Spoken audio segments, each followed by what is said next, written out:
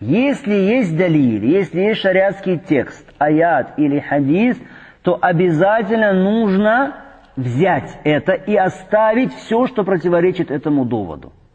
То есть муджтахид, ученый, у которого есть право на иджтихад, который ищет истину и выводит какое-то заключение, если этот муджтахид в своем решении оказался неправ, то есть его решение не соответствует доводу, противоречит далилю, что тогда обязан сделать этот муджтахид?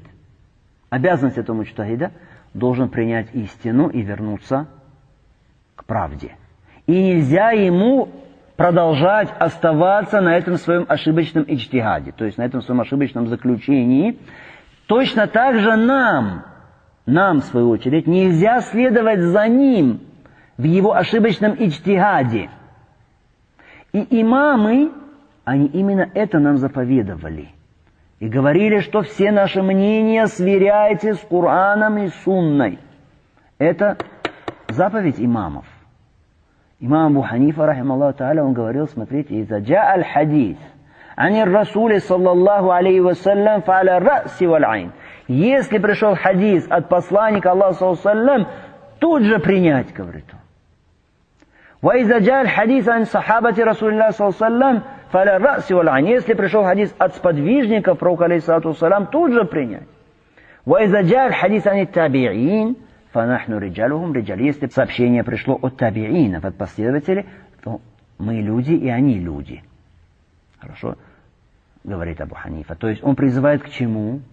Рахималлаху тааля, к тому, что если какое-то мнение, какой-то иджтихад, какое-то высказывание противоречит Корану и Сунне, то тут же нужно оставить.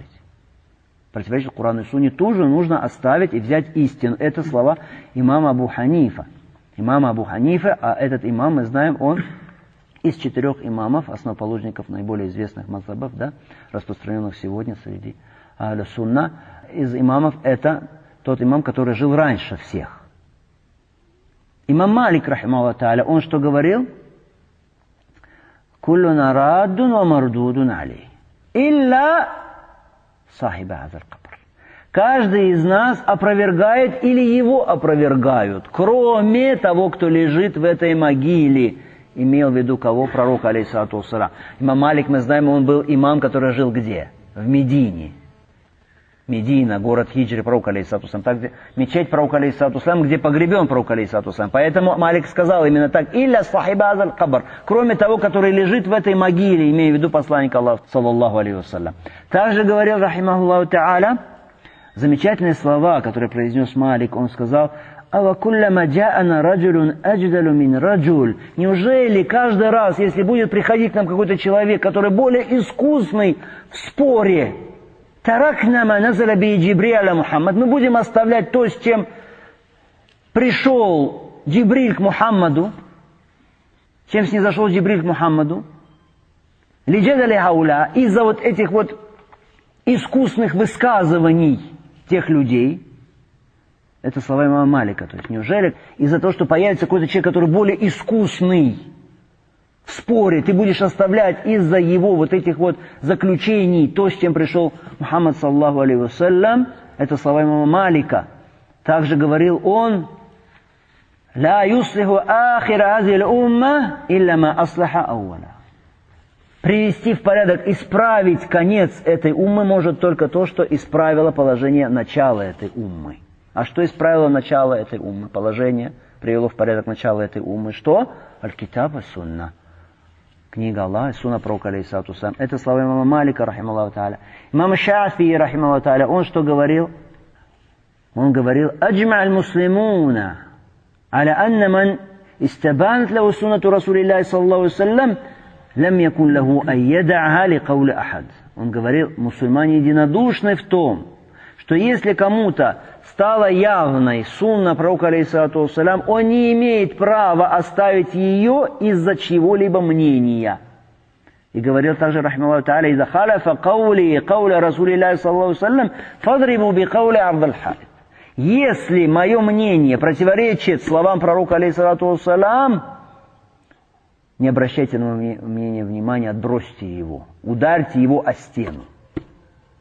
Также говорил, рахималлаху та'аля, «Иза сахха аль-хадис, фахуа мазхаби». Если есть достоверный хадис, это есть мой мазхаб. Это высказывание Шафии, рахималлаху та'аля.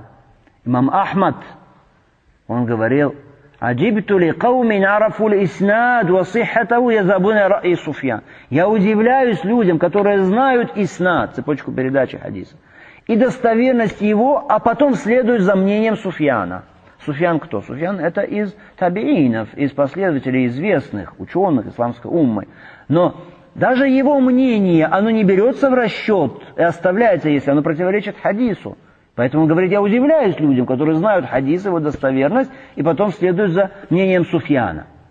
Валлаху та'аля якуль, и дальше имам Ахмад говорит, а Всевышний Аллах говорит, фальяхзари лладина юхалифуна ан амри ан тусибахум фитна, ау юсибахум азабун алим. Да остерегутся те, которые противоречат его воле, то есть Мухаммаду саллаллаху саллям, его приказу, что постигнет их фитна, или постигнет их мучительное наказание. А тадри маль фитна, потом говорит имам Ахмад, а ты знаешь, что такое фитна? Постигнет фитна, искушение. Что это? Аль-фитна ту ширк. Фитна это ширк. То есть, л'аллаху иза радда ба'да каулихи, ан яка фи кальби шей мин аззиг фаяхлик. Говорит имам Ахмад дальше. Потому что, может быть, если он оставит что-то из слов пророка, алейхиссалату вассалям, отвергнет что-то из этого, в его сердце поселится, войдет отклонение, и тогда он погибнет. Хорошо, то есть имам Ахмад указывает на то, что это противоречие сунне пророка, алейхиссалату вассалям, приводит к ширку постепенно. Поэтому таковы, смотрите, высказывания имамов, муджтахидов. Они совершали иджтихад, да, они высказывали свои мнения на основании знания, приходили к каким-то заключениям, они имели право на иджтихад, но при этом не претендовали никогда на такую вещь, как непогрешимость. Аляйсма. Не заявляли, что они непогрешимы. Наоборот, они заповедовали, что брать только те из их мнений, которые соответствуют далилю, шариатскому доводу. Поэтому ханбалит, если он видит, что у шафиита есть далиль, есть довод, должен взять мнение шафиита. Шафиит, если он видит, что у ханафита есть довод, далиль, должен взять мнение ханафита. Здесь должен быть ханафита. Маликит, если видит, что далиль у кого? У ханбалита, должен взять мнение ханбалита. Потому что цель наша какая? Цель наша не быть ханбалитами, ханафитами, маликитами и так далее. Наша цель — следование истине.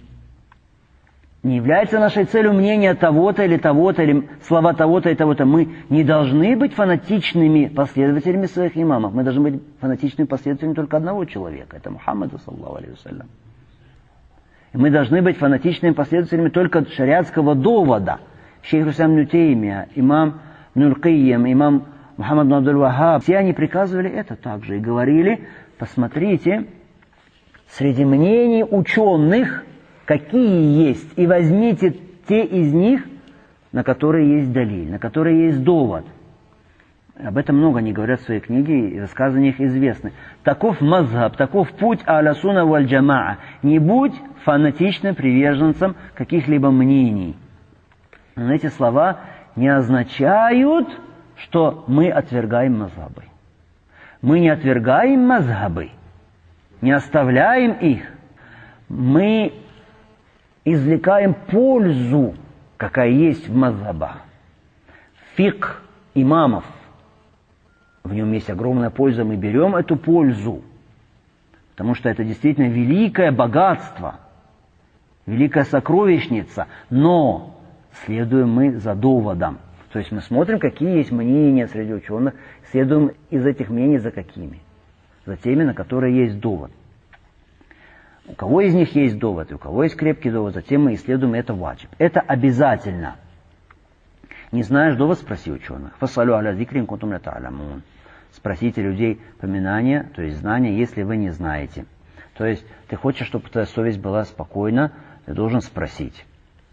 Знаешь довод, альхамдулилля, бери довод. Не знаешь, значит, должен спросить у ученых, это обязательно.